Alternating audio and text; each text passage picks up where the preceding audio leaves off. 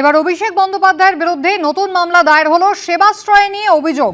Diamond Harbour থানায় অনুমোদন না পাওয়া চিকিৎসকদের নিয়ে বেআইনিভাবে শিবির চালানোর অভিযোগ দায়ের হয়েছে।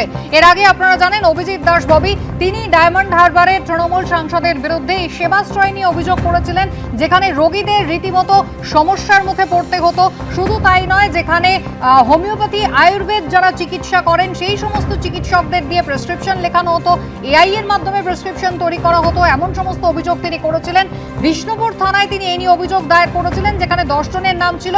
প্রথম নাম তিনি দায়ের করেছিলেন অভিষেক বন্দ্যোপাধ্যায়ের। আর এবার ডায়মন্ড হারবার থানায় অভিষেক বন্দ্যোপাধ্যায়ের বিরুদ্ধে এফআইআর দায়ের হলো এই সেবাশ্রয় নিয়ে।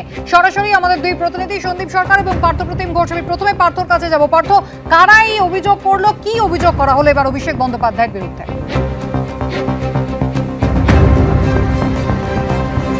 তবে ডায়মন্ড হারবার থানায় গতকালকে এই অভিযোগ দায়ের করা হয়েছে এবং সেটা হচ্ছে ডায়মন্ড হারবারের রায়নগরের বাসিন্দা এক ব্যক্তি সুখদেব দাস, তিনি একটি অভিযোগ দায়ের করেছেন এবং যে অভিযোগে তিনি এই সেবাশ্রয় প্রকল্পের যে চলছিল তার বিরুদ্ধে হচ্ছে অভিষেক বন্দ্যোপাধ্যায়কে একবারে অভিযুক্ত করে এই অভিযোগ তিনি করেছেন এবং তার সঙ্গে অন্যান্যদের নামও কিন্তু রয়েছে।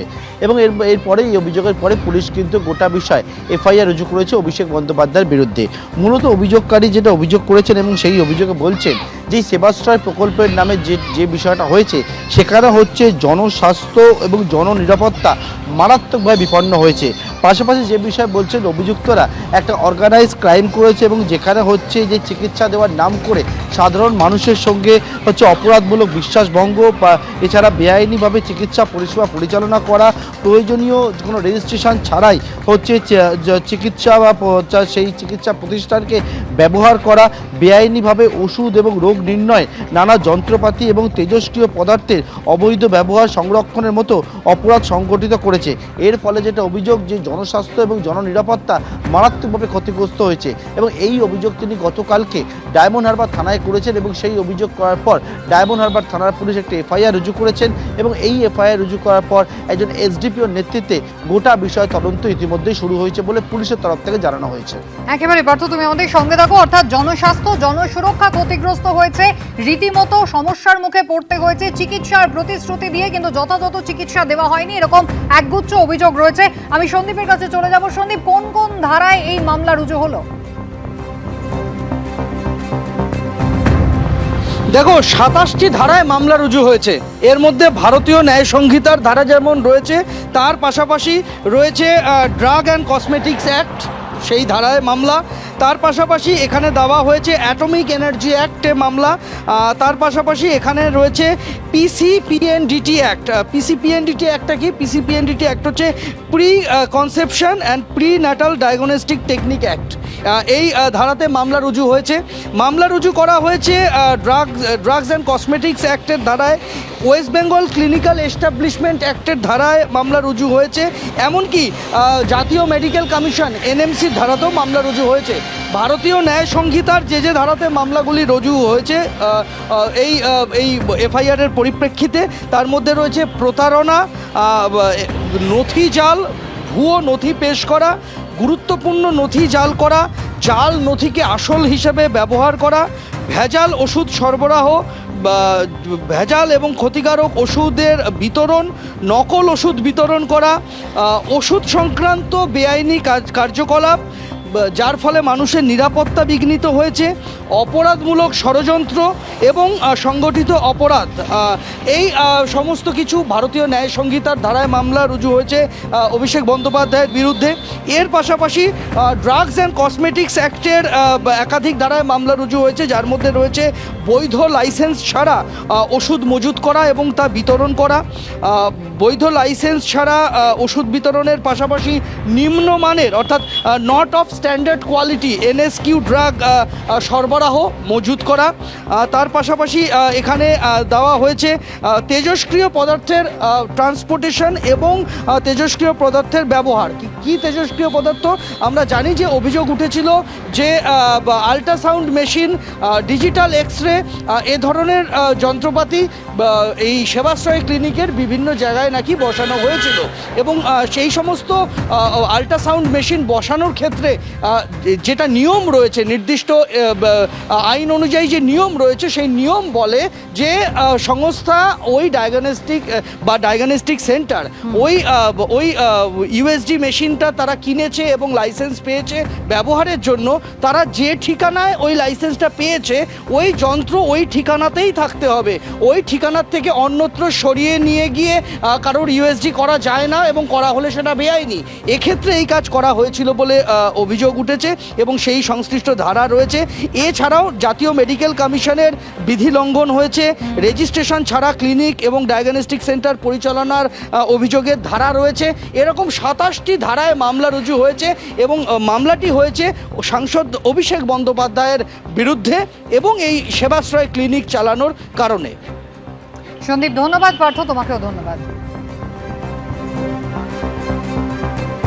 এদিকে আগামী 8 তারিখ অর্থাৎ বুধবার কণ্ঠস্বরের নমুনা পরীক্ষা কিন্তু ফের দেওয়ার কথা রয়েছে অভিষেক বন্দ্যোপাধ্যায়। আগের দিন তিনি যাননি, আপনারা জানেন। আর তার আগে অভিষেক বন্দ্যোপাধ্যায়ের দ্রুত শুনানির আর্জি কিন্তু ফের আজকে আদালতে খারিজ হলো। কথা বলবো আমাদের প্রতিনিধি সৌভিক মজুমদারের সঙ্গে। সৌভিক, কি নির্দেশ আদালতে?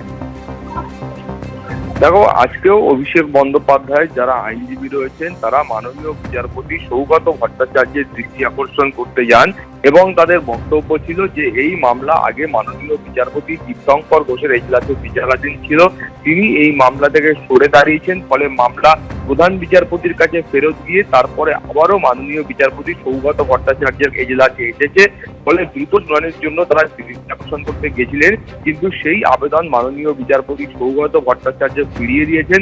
তার বক্তব্য হলো এটা দৃষ্টি আকর্ষণ, অর্থাৎ আজকে যে শুক্রবার দিন রয়েছে এই দৃষ্টি আকর্ষণ করার রকম দিন নয়। ফলে আপনাদের এই যে আবেদন আজকে ছিল সেটা আজকে গ্রহণ করা হচ্ছে না। এরপরে যেদিন কলকাতা হাইকোর্টের কার্যকালের প্রথম দিন শুরু হবে সেদিন আপনারা আসবেন, তারপরে আমি গোটা বিষয়টা ভাবনা চিন্তা করে দেখব। ফলে অভিষেক বন্দ্যোপাধ্যায়ের তরফ থেকে আজকে যে দ্রুত শুনানির আর্জি জানানো হয়েছিল সেটা কার্যত খারিজ করা হলো। তুমি জানো যে একের পর এক মামলায়, সেটা বিদেশ যাত্রার অনুমতি হোক বা কণ্ঠস্বর সংক্রান্ত মামলা, সেই মামলাগুলোতে দ্রুত শুনানির আর্জি কলকাতা হাইকোর্ট আগেও একাধিকবার খারিজ করেছে এবং আজকেও সেই আবেদন মাননীয় বিচারপতি সৌগত ভট্টাচার্য খারিজ করেছেন। কুসুমিতা। সৌভিক, ধন্যবাদ।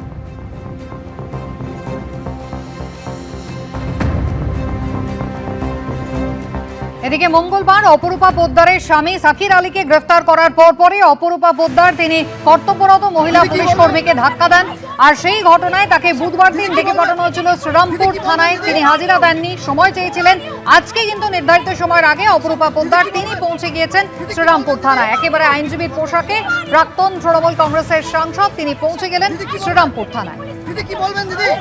সমীরণ পাল আমাদের প্রতিনিধি সরাসরি রয়েছেন আমাদের সঙ্গে। সমীরণ, এখনো কি জিজ্ঞাসাবাদ চলছে? একেবারে কুসুমিতা, প্রায় 1.5 ঘন্টা অতিবাহিত হয়ে গেছে। শ্রীরামপুর থানায় এসে পৌঁছেছেন অপরূপা পোদ্দার, আরামবাগের প্রাক্তন তৃণমূল সাংসদ এবং সঙ্গে তার আইনজীবী, এবং আইনজীবীর পোশাক পরে তিনি একেবারে শ্রীরামপুর থানায় এসে পৌঁছন ঠিক 11:50 নাগাদ। বেলা 12টায় তাকে আসতে বলা হয়েছিল, দ্বিতীয়বার তাকে তলব করা হয়। গত বুধবার তিনি আসেননি এবং আজকে বেলা 12টায় তাকে আসার কথা ছিল। এবং কেএন শ স্ট্রিট, সেই স্ট্রিট ধরে আমি দিব্যদুকে ছবিটা দেখাতে বলবো, ঠিক শ্রীরামপুর আদালত সংলগ্ন যে রাস্তা সেখান থেকে তিনি পায়ে হেঁটে সরাসরি শ্রীরামপুর থানায় এসে পৌঁছন 11:50 নাগাদ। প্রায় 1.5 ঘন্টা অতিবাহিত হয়ে গেছে। তাকে জিজ্ঞাসাবাদ করছেন সেখানে শ্রীরামপুর থানার আইসি যেমন রয়েছেন, চন্দননগর কমিশনারেটের এসিপি রয়েছেন, তারা দীর্ঘ জিজ্ঞাসাবাদ করছেন। কেন জিজ্ঞাসাবাদ করছেন? গত মঙ্গলবার দিন এনআইএ তার স্বামীকে গ্রেপ্তার করেন। এই স্বামীকে গ্রেপ্তার করার পর তখন বাড়ির সামনে একটা বিশৃঙ্খলা তৈরি হয় এবং সেই সময় অপরূপা পোদ্দারের বিরুদ্ধে অভিযোগ যে মহিলা পুলিশ কর্মীদের সঙ্গে তিনি অভব্য আচরণ করেন, তাদেরকে নিগ্রহ করেন, এবং সেই ঘটনার পরিপ্রেক্ষিতে পুলিশের পক্ষ থেকে স্বতঃপ্রণোদিত মামলা রুজু করা হয়। সেই মামলার পরিপ্রেক্ষিতে গত বুধবার তাকে এখানে তলব করা হয়েছিল, কিন্তু এই থানাতে তিনি আসেননি। সেই সময় তাকে নগর দায়রা আদালতে দেখা যায়। সেই সময় সংবাদপত্রের মুখোমুখি হয়েও তিনি কোনো মন্তব্য করতে চাননি। গতকালই চন্দননগর পুলিশ কমিশনারের পক্ষ থেকে পরিষ্কার বলে দেওয়া হয় আজকে ফের তাকে তলব করা হয়েছে বেলা 12টা নাগাদ, এবং সেই মতো বেলা 12টায় তিনি আসবেন। টান টান নিরাপত্তার চাদরে গোটা পুলিশ থানা চত্বর মুড়ে ফেলা হয়। কেন্দ্রীয় বাহিনী যেমন মজুদ রয়েছে, এখনও দিব্যদূতময় ছবিটা দেখাচ্ছে যে প্রচুর পুলিশ কর্মী রয়েছেন, কেন্দ্রীয় বাহিনীও রয়েছেন এবং তারা রয়েছেন, কেননা টানা জিজ্ঞাসাবাদ করা হচ্ছে ঠিক কী ঘটনা ঘটেছিল, যে ভিডিও সামনে এসেছে সেখানে দেখা যাচ্ছে যে প্রাক্তন তৃণমূল সাংসদ তাকে মহিলা পুলিশ কর্মীদের সঙ্গে অভব্য আচরণ, এমনকি তাদেরকে নিগ্রহ করার ভিডিও সামনে এসেছে। কি পরিস্থিতিতে তিনি মেজাজ হারিয়েছিলেন, কেনই বা তিনি মহিলা পুলিশ কর্মীদের উপর চড়াও হয়েছিলেন, এই সমস্ত উত্তর জানতে চাইছেন পুলিশ আধিকারিকরা। প্রায় 1.5 ঘন্টা অতিবাহিত হয়ে গেছে এবং আরও বেশ কিছুটা সময় লাগবে বলে আমরা সূত্র মারফত জানতে পারছি। আইনজীবীর পোশাকে এসে পৌঁছন বেলা 11:50 নাগাদ, সঙ্গে তার আইনজীবীও ছিলেন এবং দীর্ঘ জিজ্ঞাসাবাদ পর্ব চলছে এই মুহূর্তে শ্রীরামপুর থানায়। সুস্মিতা, ধন্যবাদ সুমিনা। শ্রীরামপুরের বিজেপি বিধায়ক ভাস্কর ভট্টাচার্য কি জানিয়েছেন দেখুন। পুলিশ তার মতন কাজ করবে, আইন আইনের মতন চলবে। আগে শাসকের আইন চলতে বলে উনি হয়তো ভেবেছিলেন উনি যা ইচ্ছে তাই করবেন, কিন্তু সময় বদলে গেছে, ওনার খেয়াল নেই। এখন কিন্তু এই সময় অনুযায়ী তাকে চলতে হবে, শুধু তাকে নয় সবাইকে চলতে হবে।